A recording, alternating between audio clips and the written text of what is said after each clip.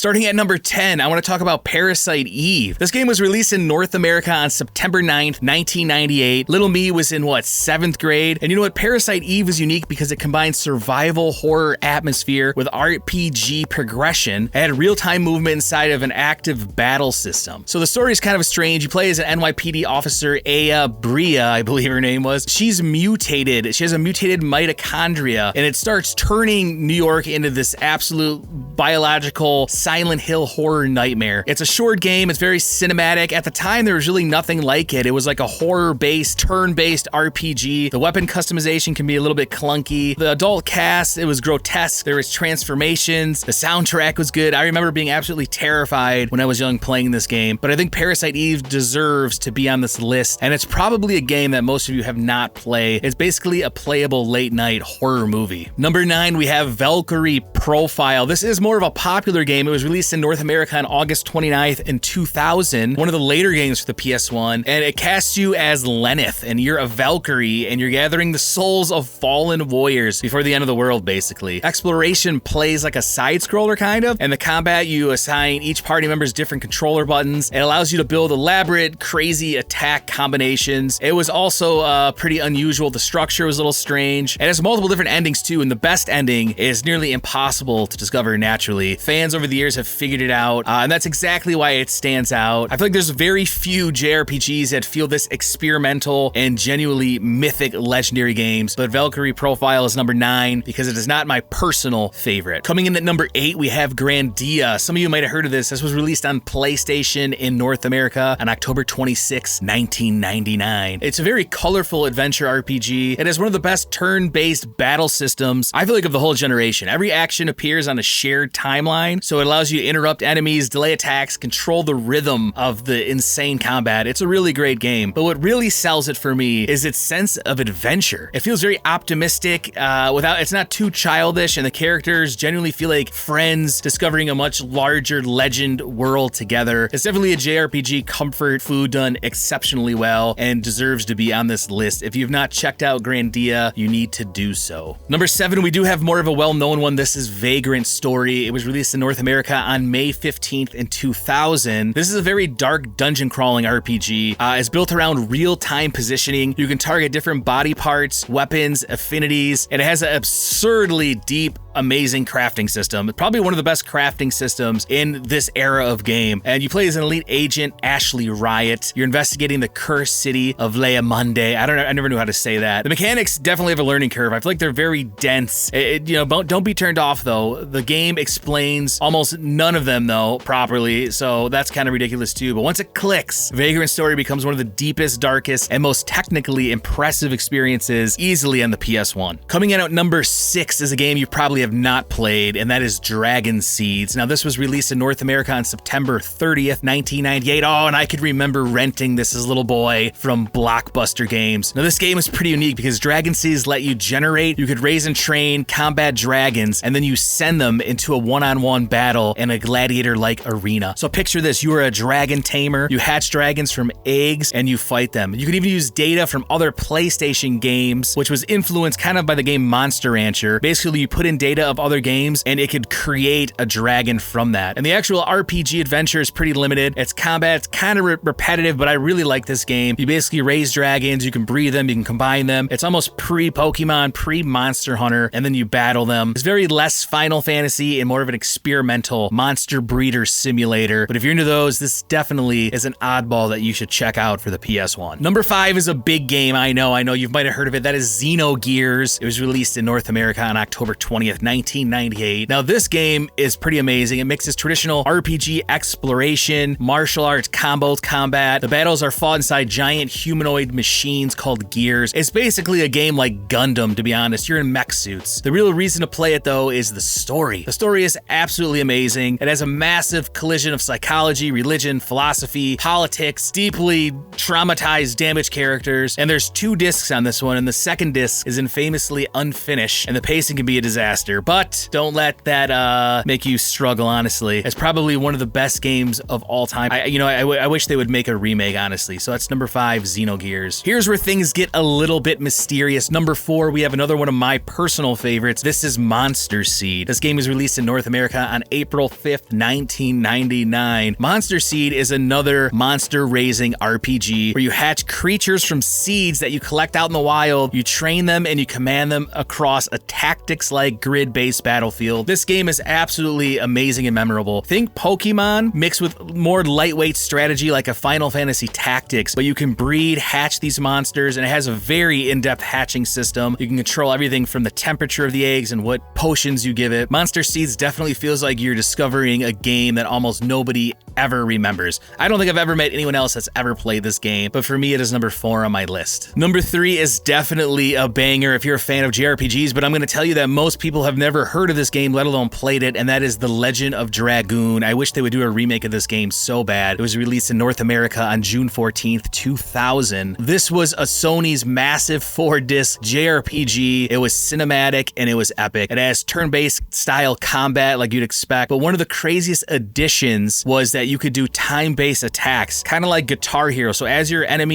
attacking your enemy, you could like time your attacks and press square and make it more powerful. I believe it was one of the first games to do something like that in combat. And one of the craziest things to me is you eventually can turn into a dragon knight, which is absolutely amazing. The pacing's a little strange. It's not too long. Some of it could be clumsy, but on its own, it's one of the best JRPGs of all time. It has some serious heart and it is very unique and is number 3 on my list. Number 2 on my list is a banger, I'm not gonna lie. It is Suikoden 2. I don't know how to pronounce it. If you have not played this game, you should have played it 20 years ago. It was released in North America on September 29th, 1999. Suikoden 2 is a traditional turn-based RPG built around war, politics, betrayal. But one of the craziest thing about this game is the recruitment system. There are 108 possible characters that you can find and recruit into your army and into your city. It is city builder and it is battle system, and all 108 characters are playable and each have a role. For example, if you need a baker at the bakery, you have to go find him. If you need a blacksmith, you can go find him, and they can all be recruited for your army. You expand your headquarters and it's absolutely amazing. There's a bunch of these games. Number 2 was the last one on the PS1 that was great. My personal favorite is number 3. The visuals look a little modest. The story is absolutely amazing. It's about emotional epic war, and it has one of the most memorable villains of all time to me, and it remains one of the best JRPGs ever made. I hope they make a brand new one. We did have kind of a fan throw off Ueden Chronicles that came out last year, which was amazing. Check that out as well. Coming in at number 1, this is absolutely one of my favorite JRPG games of all time, if not one of my favorite PS1 games of all time. You know what? It probably is. This is Azure Dreams, and I'm guessing none of you have played this game. It was released in North America on June 30th, 1998. Azure Dreams was a very interesting trial game. It combines turn-based, roguelike, monster collecting, town building, and dating simulation all in one. Every journey is randomly generated. You're in a desert town and you're treasure hunters. You go into the tower that has 100 floors and it's roguelike. If you die, you go back to the beginning. Every time you reach a new level, you can collect monsters in the tower, bring them back, hatch them as eggs, and improve the desert town by building new things like libraries, restaurants, swimming pools. And each of the people in the villages, all the women are dateable and have their own separate quests. This game just memorized me when I was a